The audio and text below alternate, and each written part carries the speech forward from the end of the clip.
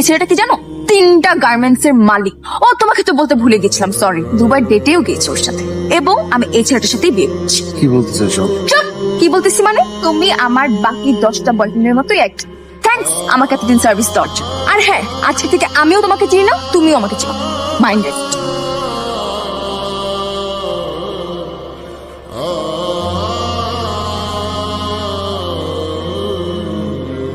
Phone দিতে মানা করছি না তোকে আমি? ফোন দিছ কেন? একটা নাম্বার ব্লক করি, আরেকটা নাম্বার, আরেকটা নাম্বার ব্লক করি, আরেকটা নাম্বার। কয়টা সিম তোর? ৭৪টা। Wow, very good.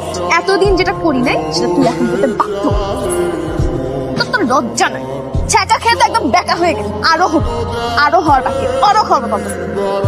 খবরদার আমাকে আর ডিস্টার্ব করবি না। ডিস্টার্ব করার আগে এই থাপ্পড়ের কথা মনে করে তারপরে ফোন দিবি।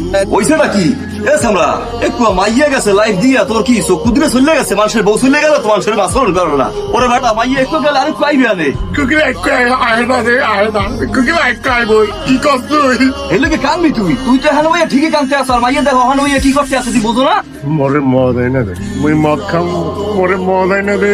আমার ভালো কয় কি এবারা কোন সময় তুই সিগারেট পর্যন্ত খাস নাই, মদ খাইতে পারবি? মুই সব খাবো, মুই বরিশাল খাবো, মুই নোয়াখালী খাবো, মুই বাস খাবো, মুই ট্রেন খাবো, মুই আসমানের জাহাজ খাবো, মুই সব খাবো। মুই মরে তো সবাই রাতে মরে আগে তুই মদ হয় না রে, মদ হয় না রে।